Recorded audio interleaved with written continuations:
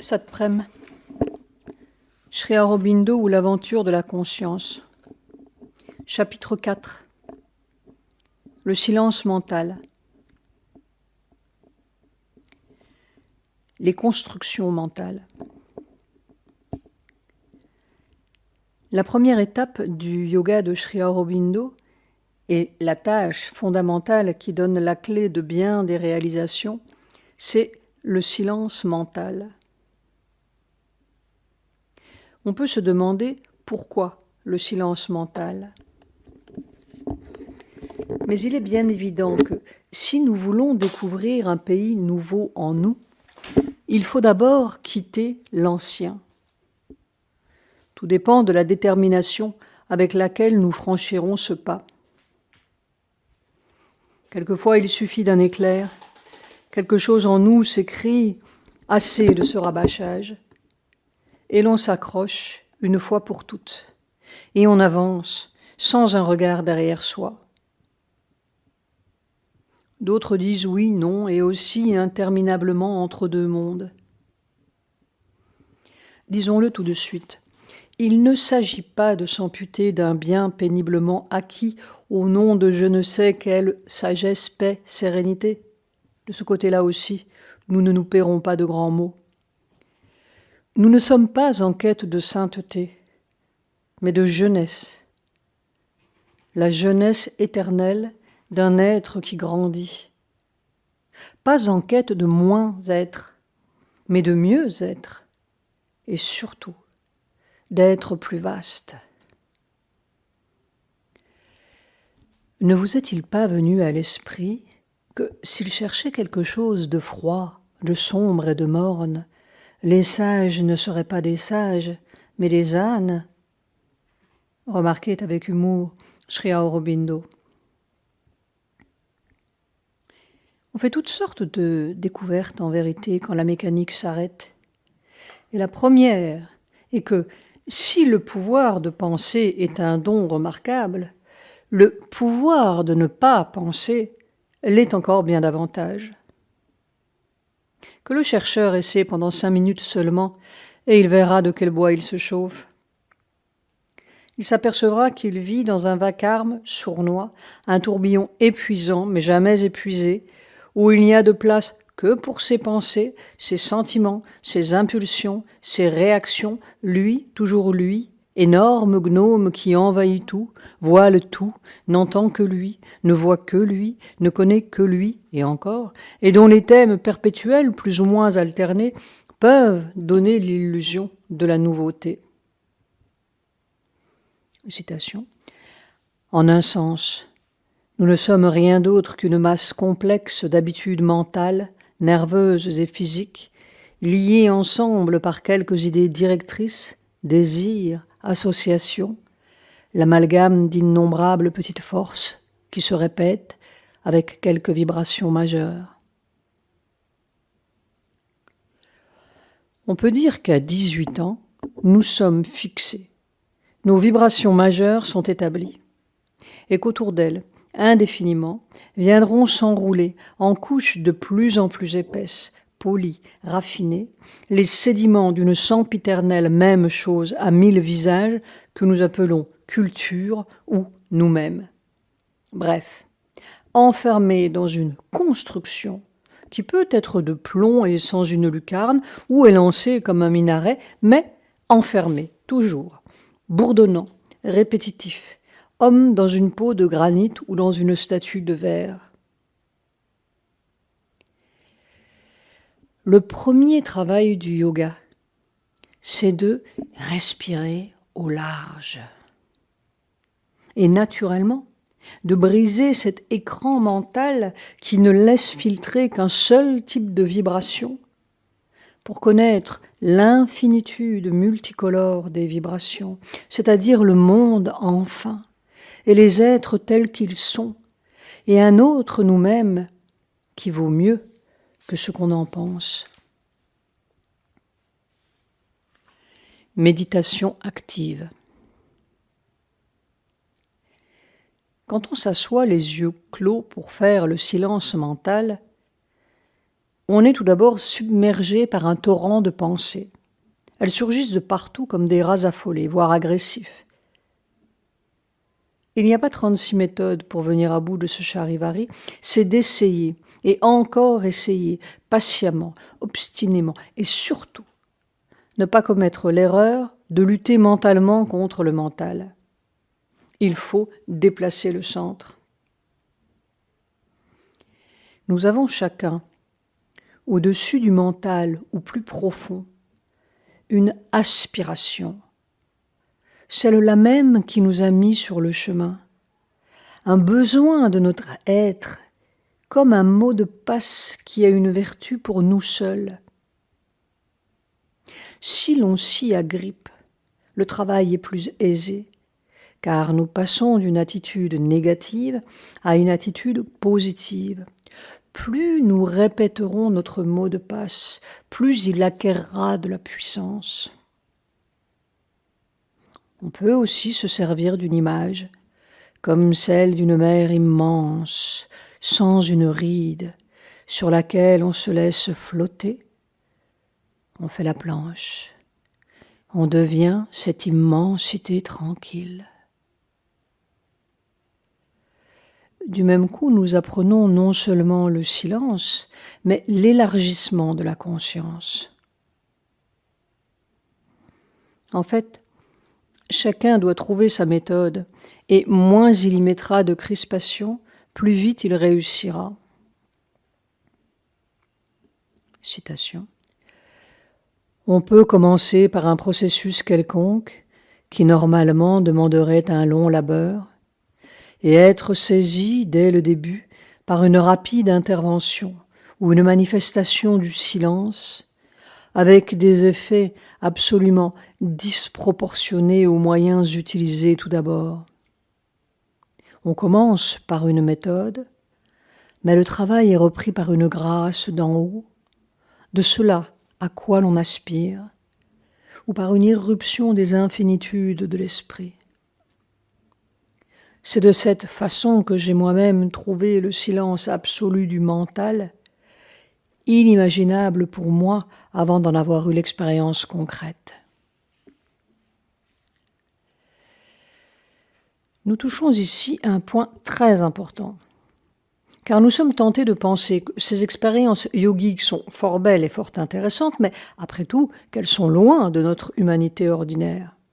Comment nous, tels que nous sommes, pourrions-nous jamais arriver là ? L'erreur est de juger avec notre moi actuel des possibilités qui appartiennent à un autre moi. Or, le yoga, précisément, éveille automatiquement, par le seul fait que l'on s'est mis en route, toute une gamme de facultés latentes et de forces invisibles qui débordent considérablement les possibilités de notre être extérieur et qui peuvent faire, pour nous, ce que nous sommes normalement incapables de faire.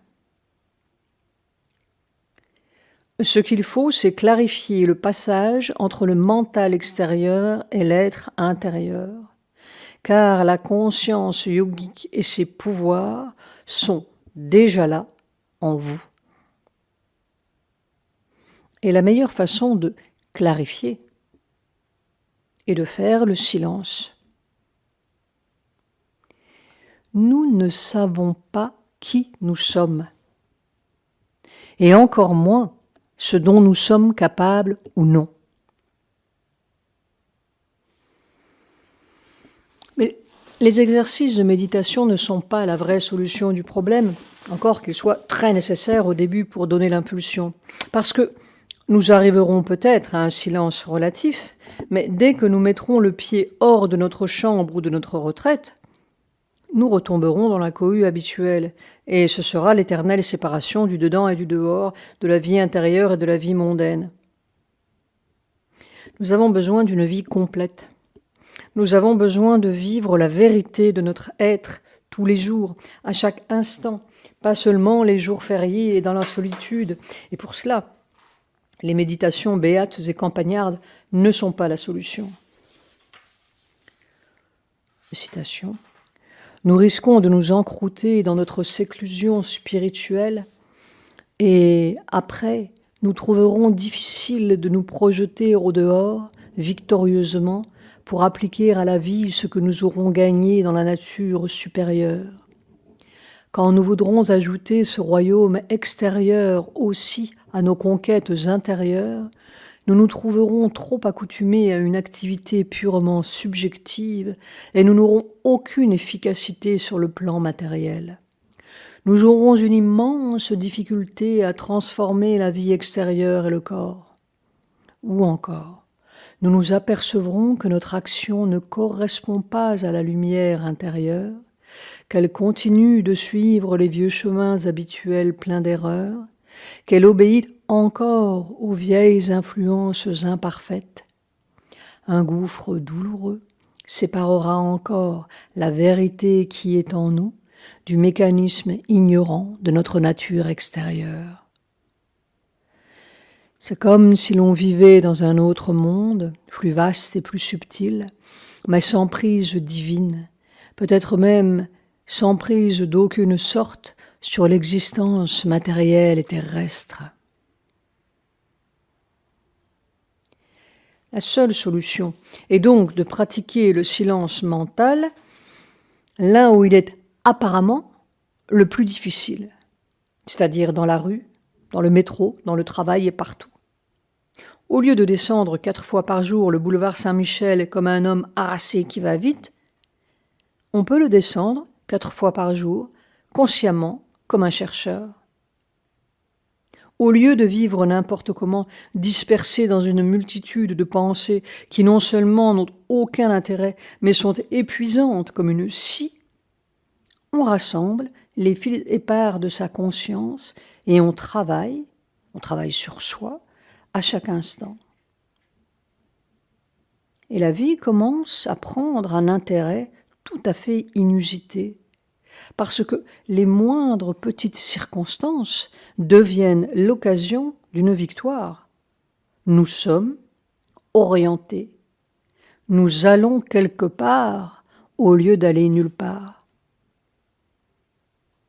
Car le yoga n'est pas une manière de faire, mais une manière d'être. Transition. Nous sommes donc en quête d'un autre pays. Mais, il faut bien le dire, entre celui que nous quittons et celui qui n'est pas encore là, il y a un no man's land assez pénible. C'est une période d'épreuve, plus ou moins longue, suivant notre détermination. Mais de tout temps, nous le savons, depuis les initiations asiatiques, égyptiennes ou orphiques jusqu'à la quête du Graal, l'histoire de notre ascension s'est accompagnée d'épreuves. Autrefois, elles étaient romantiques et, mon Dieu, il n'y avait rien de bien malin à se faire enfermer dans un sarcophage au son des fifres ou à célébrer ses propres rites funéraires autour d'un bûcher. Maintenant, nous connaissons des sarcophages publics et des vies qui sont une manière d'enterrement. Il vaut donc bien de faire quelque effort pour en sortir. Au reste, quand on y regarde bien, il n'y a pas grand-chose à perdre. L'épreuve principale de cette transition est le vide intérieur. Après avoir vécu dans la fébrilité mentale, on se retrouve soudain comme un convalescent, un peu flottant, avec d'étranges résonances dans la tête, comme si ce monde était horriblement bruyant, fatigué, et une sensibilité suraiguë qui donne l'impression que l'on se cogne partout à des hommes opaques et agressifs, des objets épais, des événements brutaux. Le monde apparaît énormément absurde. C'est le signe évident d'un commencement d'intériorisation. Pourtant, si l'on essaie consciemment de descendre à l'intérieur par des méditations, on trouve également le vide, une sorte de puits obscur ou de neutralité amorphe. Si l'on persiste à descendre, Il arrive même qu'on coule brusquement dans le sommeil, 2 secondes, 10 secondes, 2 minutes, quelquefois plus. En fait, ce n'est pas un sommeil ordinaire. Nous sommes seulement passés dans une autre conscience, mais il n'y a pas encore de joint entre les deux, et on n'en sort pas plus avancé, apparemment, qu'on y était entré. Cette situation transitionnelle conduirait aisément à une sorte de nihilisme absurde. Rien dehors, mais rien dedans non plus. Ni d'un côté, ni de l'autre.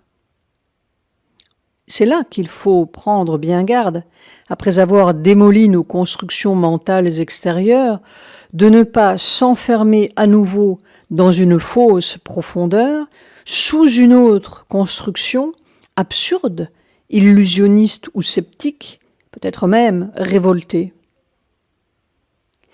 Il faut aller plus loin. Quand on a commencé le yoga, il faut aller jusqu'au bout, quoi qu'il en coûte. Car si on lâche le fil, on risque de ne plus jamais le retrouver. C'est vraiment là l'épreuve.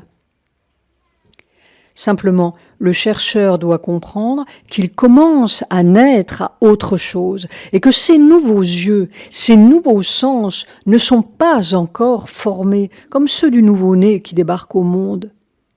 Ce n'est pas une diminution de conscience, mais un passage à une nouvelle conscience. Citation. Il faut que la coupe de l'être soit vidée et nettoyée pour s'emplir à nouveau de la liqueur divine. Notre seule ressource en ces circonstances est de nous accrocher à notre aspiration et de la faire grandir, justement par ce terrible manque de tout, comme un feu où nous jetons toutes nos vieilles choses, notre vieille vie, nos vieilles idées, nos sentiments. Simplement, nous avons la foi inébranlable que derrière ce passage, il y a une porte qui s'ouvre. Et notre foi n'est pas absurde. Ce n'est pas l'abêtissement du charbonnier, mais une préconnaissance. Quelque chose en nous qui sait avant nous, qui voit avant nous et qui envoie sa vision à la surface sous forme de besoin, de quête, de foi inexplicable. La foi, dit Sri Aurobindo, est une intuition qui non seulement attend l'expérience pour être justifiée, mais qui conduit à l'expérience. Descente de la force. Et peu à peu, le vide s'emplit. On fait alors une série d'observations et d'expériences d'une importance considérable qu'il serait faux de présenter comme une séquence logique, car à partir du moment où l'on quitte le vieux monde, on s'aperçoit que tout est possible, et surtout qu'il n'y a pas 2 cas semblables. D'où l'erreur de tous les dogmatismes spirituels. Nous pouvons seulement tracer quelques lignes générales d'expérience. Tout d'abord, lorsque la paix mentale est relativement établie, à défaut de silence absolu, et que notre aspiration ou notre besoin a grandi, est devenu constant, lancinant, comme un trou qu'on porte en soi, on observe un premier phénomène qui aura des conséquences incalculables pour tout le reste de notre yoga. On sent autour de la tête, et plus précisément, plus spécialement dans la nuque, comme une pression inusitée qui peut donner la sensation d'un mal de tête. Au début, on ne peut guère la supporter longtemps et on se secoue, on se déconcentre, on pense à autre chose. Petit à petit, cette pression prend une forme plus distincte et on sent un véritable courant qui descend. un courant de force qui n'est pas semblable à un courant électrique désagréable, mais plutôt à une masse fluide. On s'aperçoit alors que la pression ou le faux mal de tête du début était simplement causé par notre résistance à la descente de cette force et que la seule chose à faire est de ne pas obstruer le passage, c'est-à-dire bloquer le courant dans la tête, mais de le laisser descendre à tous les étages de notre être, du haut en bas. Ce courant au début est assez spasmodique, irrégulier, et il faut un léger effort conscient pour se rebrancher sur lui quand il s'est estompé. Puis il devient continu, naturel, automatique. Et il donne la sensation très agréable d'une énergie fraîche, comme une autre respiration, plus vaste que celle de nos poumons, qui nous enveloppe, nous baigne, nous allège et, en même temps, nous emplit de solidité. L'effet physique ressemble assez exactement à celui que l'on éprouve quand on marche dans le vent. En réalité, on ne s'aperçoit vraiment de son effet, car il s'installe très graduellement par petites doses, que quand, pour une raison ou une autre, distraction, erreur, excès, on s'est coupé du courant. Alors on se retrouve soudain rétréci, vidé, comme si l'on manquait d'oxygène tout à coup, avec la très désagréable sensation d'un racornissement physique. On est comme une vieille pomme vidée de son soleil et de son jus. Et l'on se demande vraiment comment on a pu vivre avant sans cela. C'est une première transmutation de nos énergies. Au lieu de puiser à la source commune, en bas et autour, dans la vie universelle, nous puisons en haut. Et c'est une énergie beaucoup plus claire et beaucoup plus soutenue, sans trou et surtout beaucoup plus vive. Dans la vie quotidienne, au milieu de notre travail et des 1000 occupations, le courant de force est tout d'abord assez dilué. Mais dès que nous nous arrêtons un instant et que nous nous concentrons, c'est un envahissement massif. Tout s'immobilise. On est comme une jarre pleine. La sensation de courant disparaît même, comme si tout le corps, de la tête aux pieds, était chargé d'une masse d'énergie compacte et cristalline à la fois. Un bloc de paix solide et frais, dit Sri Aurobindo. Et si notre vision intérieure a commencé à s'ouvrir, nous nous apercevons que tout est bleuté. On est comme une aigue marine, et vaste, vaste, tranquille, sans une ride. Et cette fraîcheur indescriptible.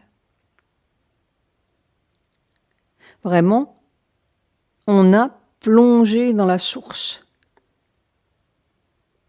Car cette force transcendante est la force même de l'esprit, Shakti.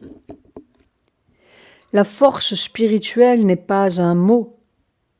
Et finalement, il ne sera plus nécessaire de fermer les yeux et de se retirer de la surface pour la sentir. À tout moment, elle sera là, quoi que l'on fasse, que l'on mange, que l'on lise, que l'on parle. Et on verra qu'elle prend une intensité de plus en plus grande à mesure que l'organisme s'habitue. En fait, c'est une masse d'énergie formidable, qui n'est limitée que par la petitesse de notre réceptivité ou de notre capacité.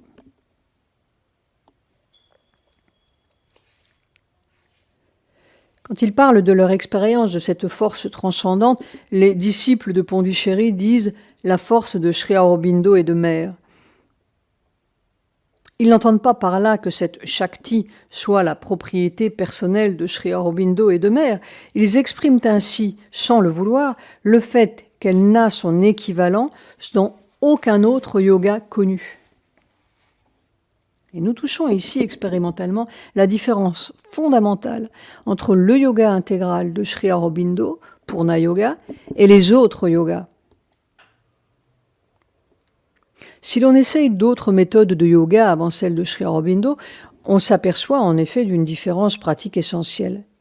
Au bout d'un certain temps, on a l'expérience d'une force ascendante, appelée Kundalini en Inde, qui s'éveille assez brutalement dans notre être à la base de la colonne vertébrale et s'élève de niveau en niveau jusqu'à ce qu'elle ait atteint le sommet du crâne, où elle semble éclore dans une sorte de pulsation lumineuse, rayonnante, qui s'accompagne d'une sensation d'immensité et souvent d'une perte de conscience qu'on appelle extase, comme si l'on avait débouché éternellement ailleurs. Tous les procédés yogiques que nous pourrions appeler thermogénérateurs, asana du Hatha Yoga, concentration du Raja Yoga, exercice respiratoire ou pranayama, etc., visent à l'éveil de cette force ascendante. Ils ne vont pas sans danger ni perturbation profonde, ce qui rend indispensable la présence et la protection d'un maître éclairé. Nous y reviendrons. Cette différence de sens du courant, ascendant ou descendant, tient à une différence d'orientation que nous ne saurions trop souligner. Les yogas traditionnels, et nous le supposons les disciplines religieuses occidentales, visent essentiellement à la libération de la conscience. Tout l'être est tendu vers le haut, dans une aspiration ascendante. Il cherche à briser les apparences et à émerger là-haut, dans la paix ou l'extase. D'où l'éveil de cette force ascendante. Mais, on l'a vu, le but de Sri Aurobindo n'est pas seulement de monter, mais de descendre. Pas seulement de filer dans la paix éternelle, mais de transformer la vie et la matière, et d'abord cette petite vie et ce coin de matière que nous sommes. D'où l'éveil, ou plutôt la réponse de cette force descendante. Notre expérience du courant descendant est l'expérience de la force transformatrice. C'est elle qui fera le yoga pour nous, automatiquement, pourvu qu'on la laisse faire. Elle qui remplacera nos énergies vite essoufflées et nos efforts maladroits.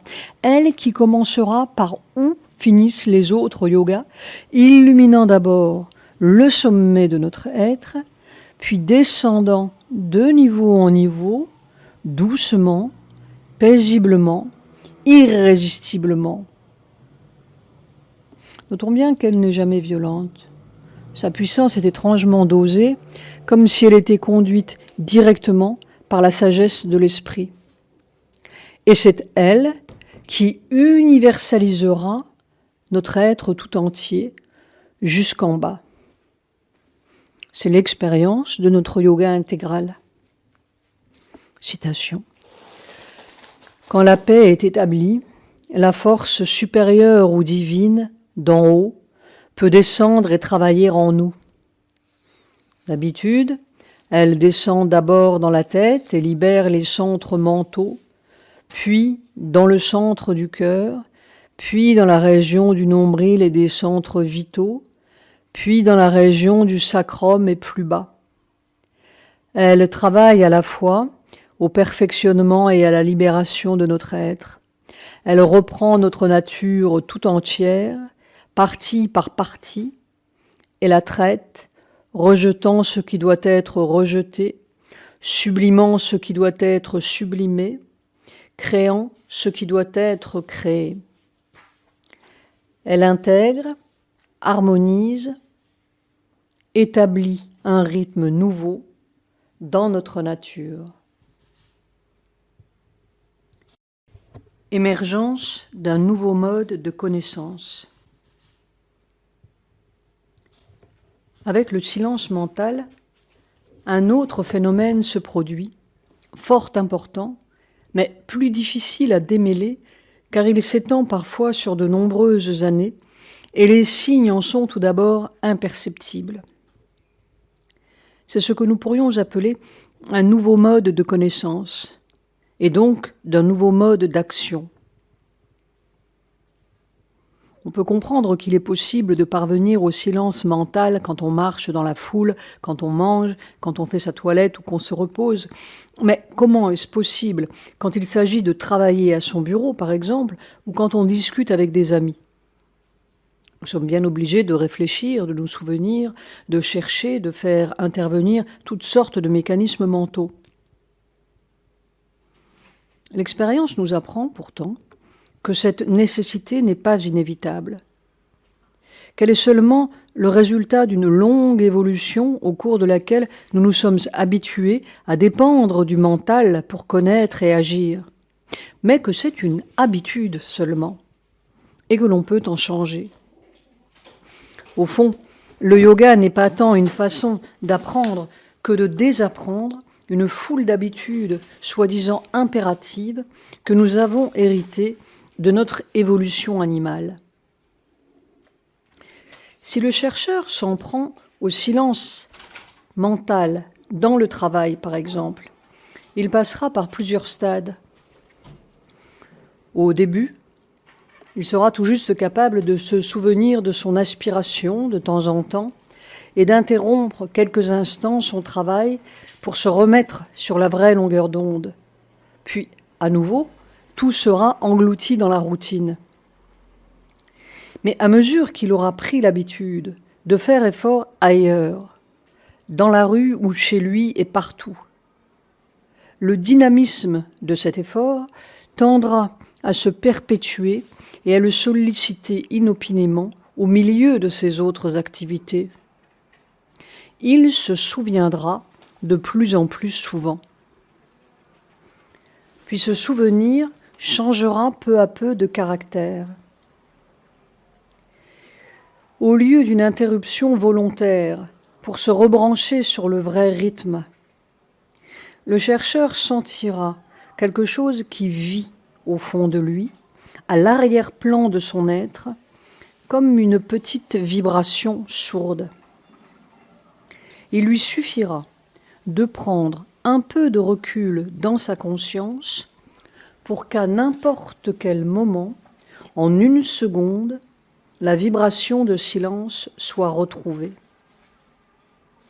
Il découvrira que c'est là, toujours là, comme une profondeur bleutée par derrière, et qu'il peut à volonté s'y rafraîchir, s'y détendre, au milieu même du vacarme et des ennuis, et qu'il promène avec lui une retraite inviolable et paisible.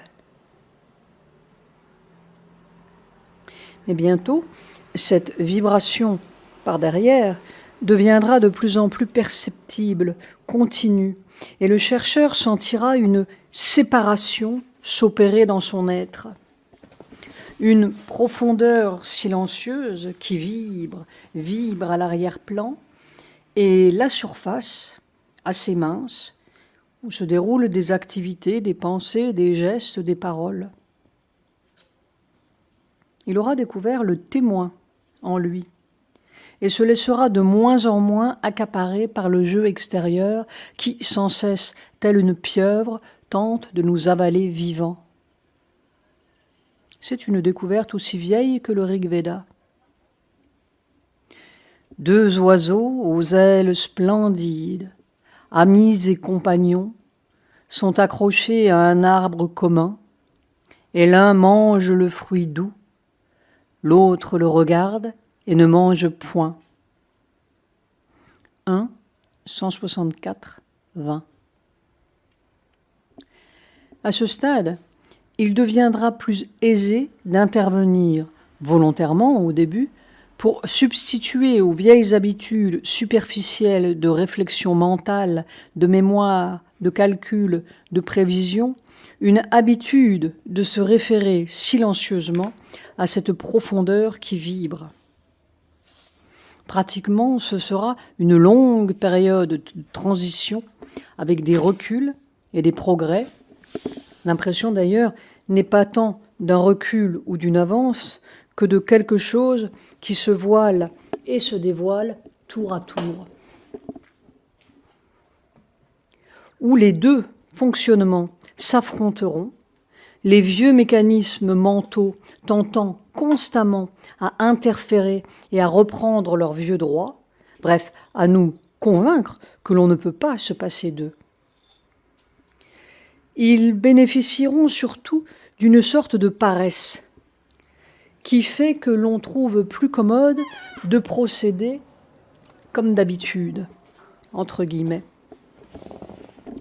Mais ce travail de décrochage sera puissamment assisté, d'une part, par l'expérience de la force descendante qui automatiquement, inlassablement, mettra de l'ordre dans la maison et exercera une pression silencieuse sur les mécanismes rebelles, comme si chaque assaut de pensée était empoigné, figé sur place. Et d'autre part, par l'accumulation de milliers de petites expériences de plus en plus perceptibles qui nous feront toucher du doigt et voir que l'on peut fort bien se passer du mental et qu'en vérité, on s'en trouve beaucoup mieux.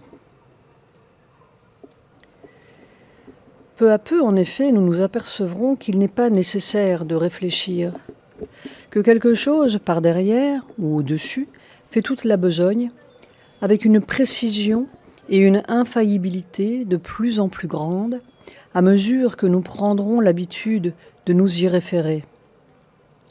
Qu'il n'est pas nécessaire de se souvenir, mais qu'à l'instant voulu, l'indication exacte surgit.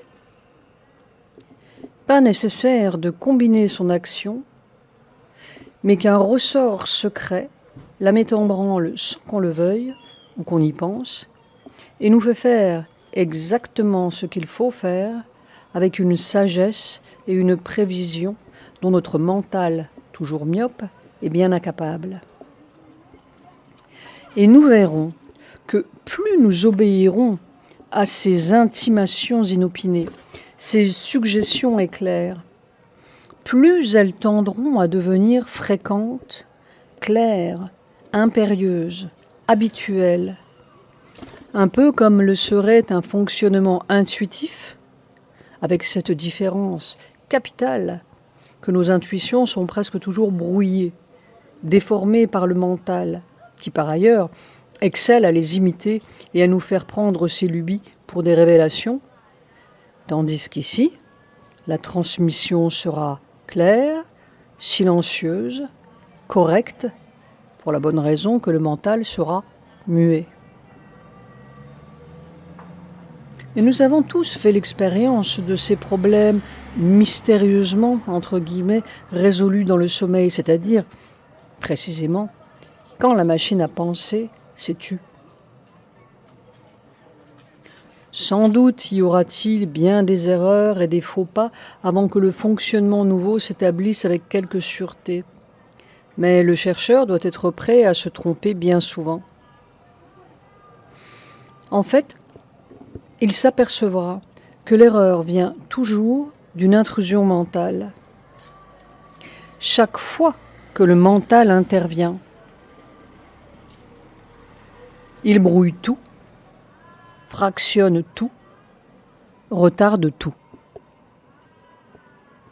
Puis un jour, à force d'erreurs et d'expériences répétées, nous aurons compris, une fois pour toutes, et vu de nos propres yeux, que, citation, le mental n'est pas un instrument de connaissance, mais seulement un organisateur de la connaissance, comme le constate Mère, et que la connaissance vient d'ailleurs.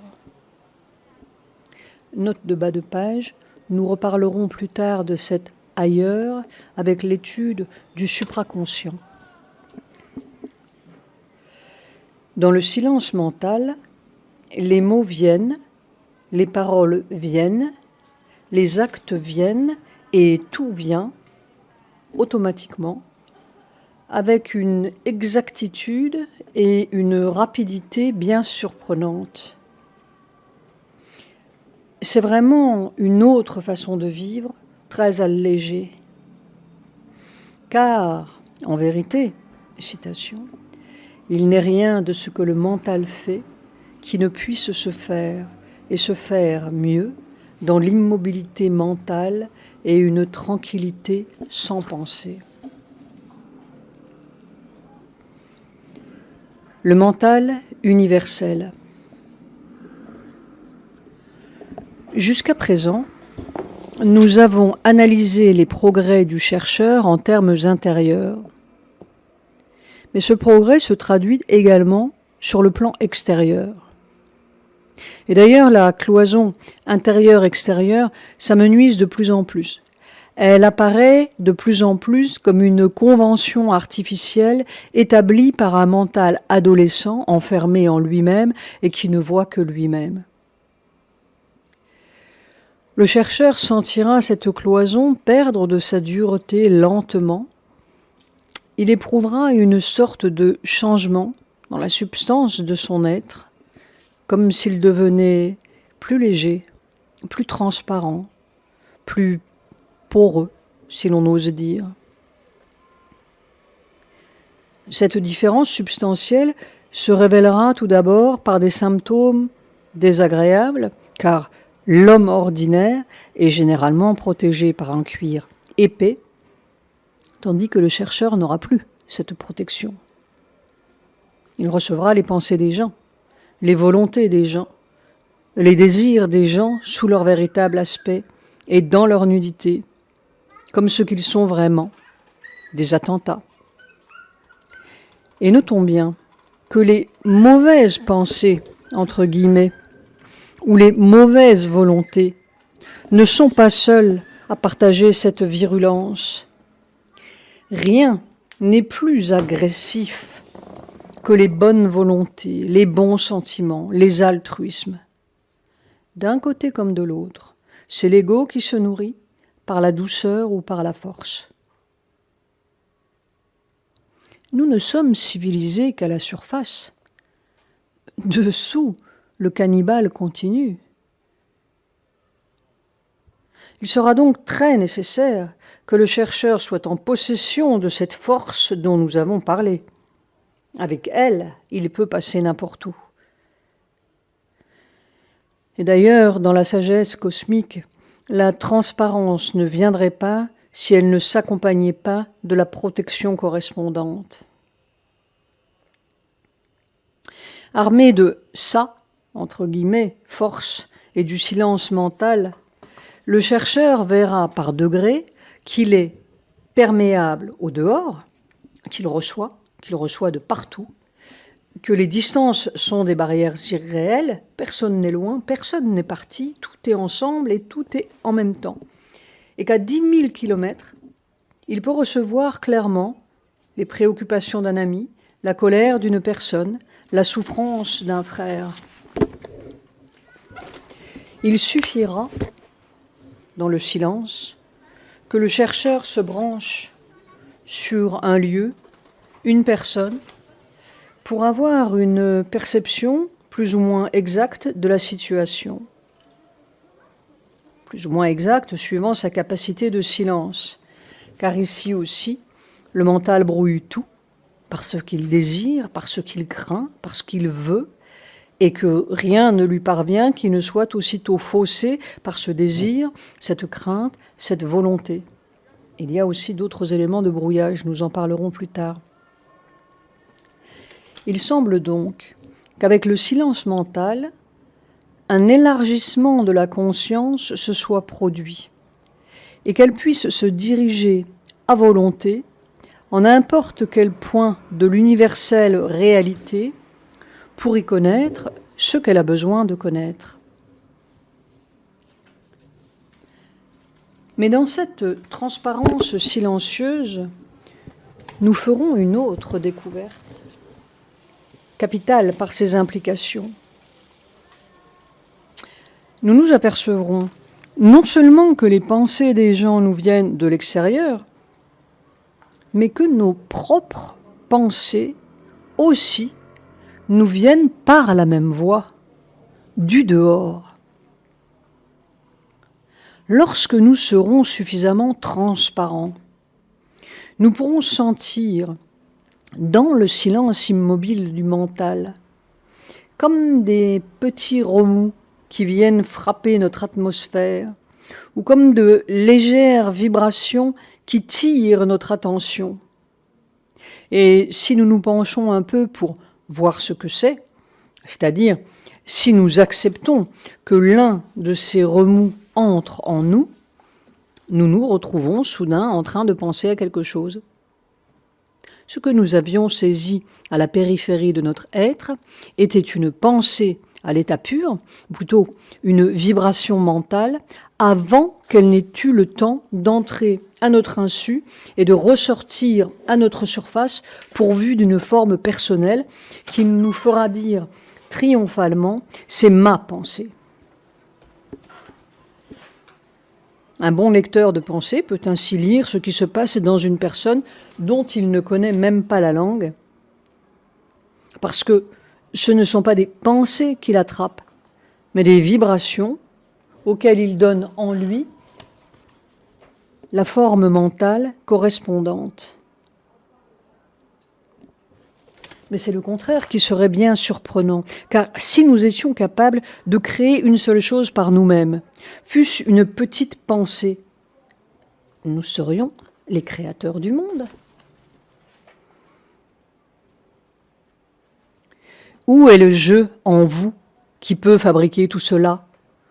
Demandait Mère. Seulement, le mécanisme est imperceptible pour l'homme ordinaire, d'abord parce qu'il vit dans un vacarme constant, ensuite parce que le mécanisme d'appropriation des vibrations est presque instantané, automatique. Une fois pour toutes, par son éducation, son milieu, l'homme s'est habitué à sélectionner dans le mental universel un certain type de vibration assez réduit, avec lequel il est en affinité, et jusqu'à la fin de sa vie, il accrochera la même longueur d'onde, reproduira le même mode vibratoire, avec des mots plus ou moins sonores et des tournures plus ou moins neuves. Il tourne et tourne dans la cage. Seule l'étendue plus ou moins chatoyante de notre vocabulaire peut nous donner l'illusion que nous progressons. Certes, nous changeons d'idée, mais changer d'idée n'est point progresser. Ce n'est pas s'élever à un mode vibratoire plus haut ou plus rapide. C'est faire une pirouette de plus au sein du même milieu. C'est pourquoi Sri Aurobindo parlait de changement de conscience. Une fois qu'il aura vu que ses pensées viennent du dehors et qu'il aura répété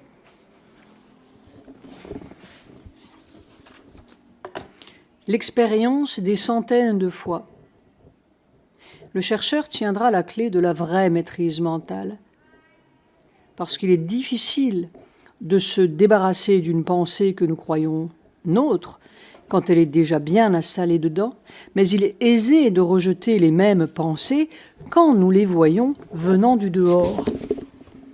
Et une fois que nous sommes le maître du silence, nous sommes nécessairement le maître du monde mental, parce que, au lieu d'être sempiternellement cramponnés à la même longueur d'onde, nous pouvons parcourir toute la gamme des ondes et choisir ou rejeter ce qui nous plaît.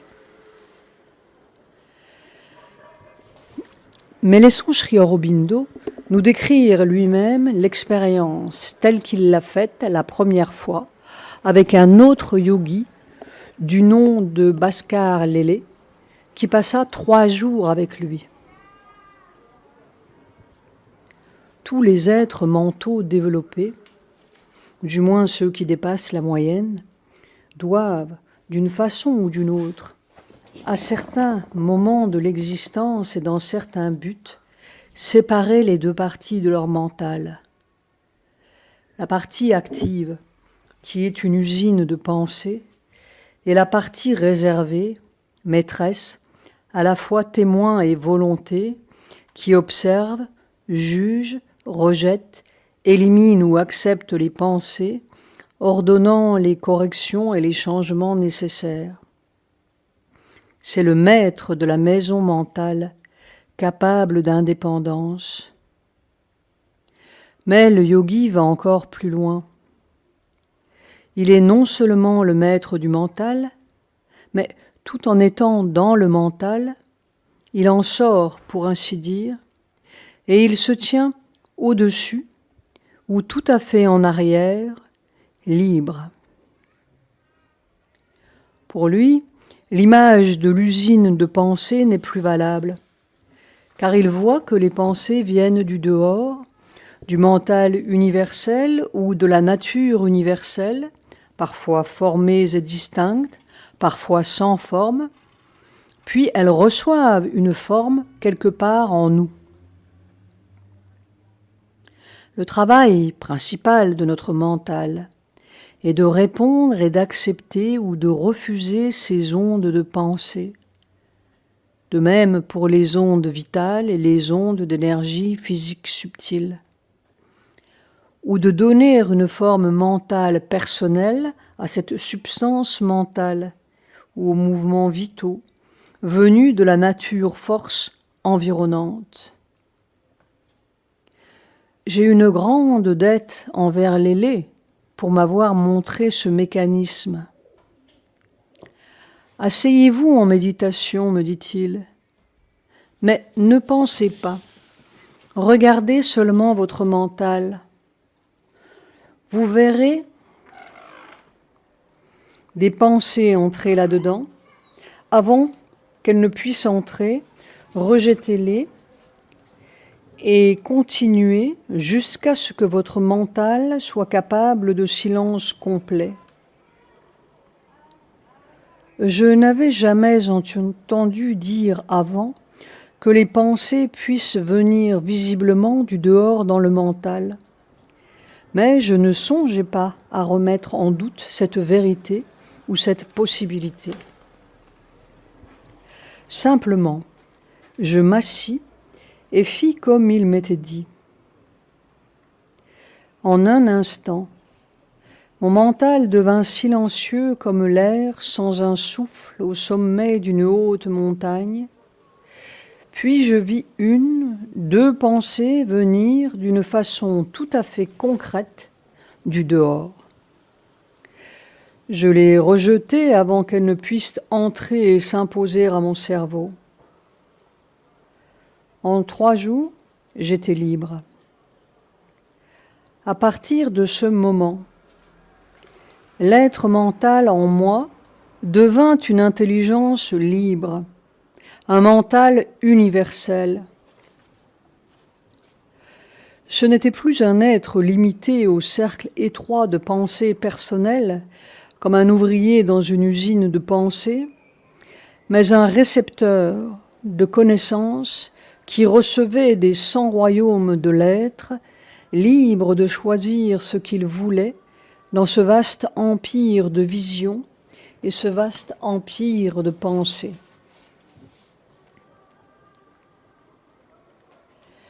Parti d'une petite construction mentale où il se croyait à l'aise et très éclairé, le chercheur regarde derrière lui et il se demande comment il a pu vivre dans pareille prison.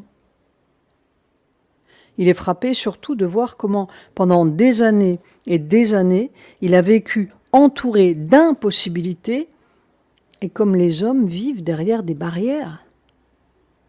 On ne peut pas faire ci, on ne peut pas faire ça, c'est contraire à telle loi, contraire à telle autre, c'est illogique, ce n'est pas naturel, c'est impossible.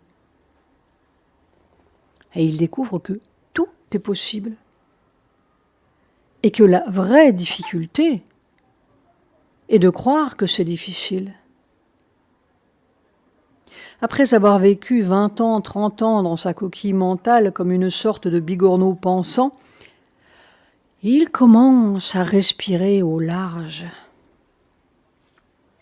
Et il s'aperçoit que l'éternelle antinomie intérieure-extérieure est résolue, qu'elle aussi faisait partie de nos calcifications mentales. En vérité, le dehors est partout dedans.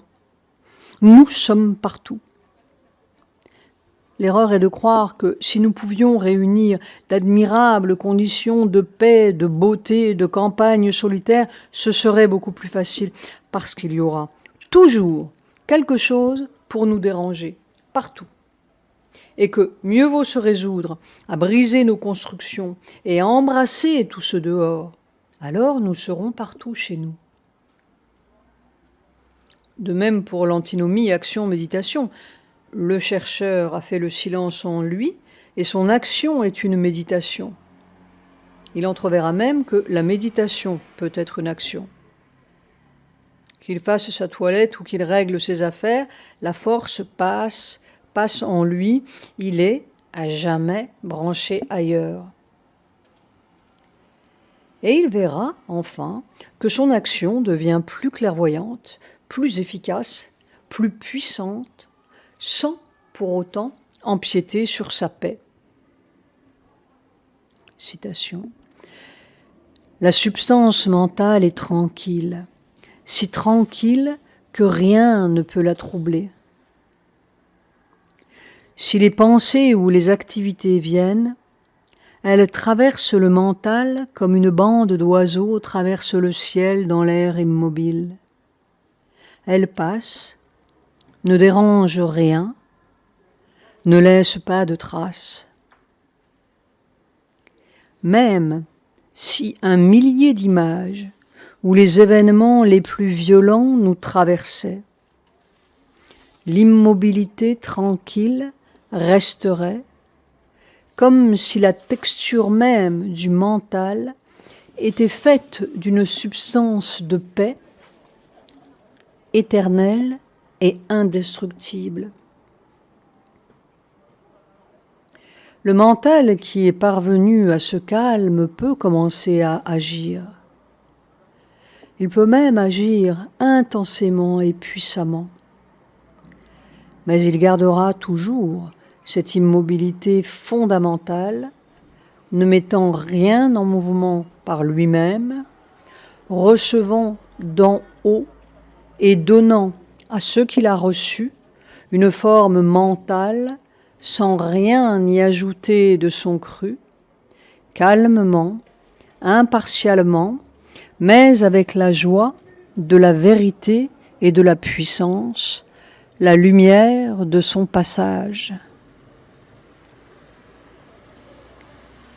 Faut-il rappeler que Sri Aurobindo dirigeait alors un mouvement révolutionnaire et préparait la guérilla dans l'Inde.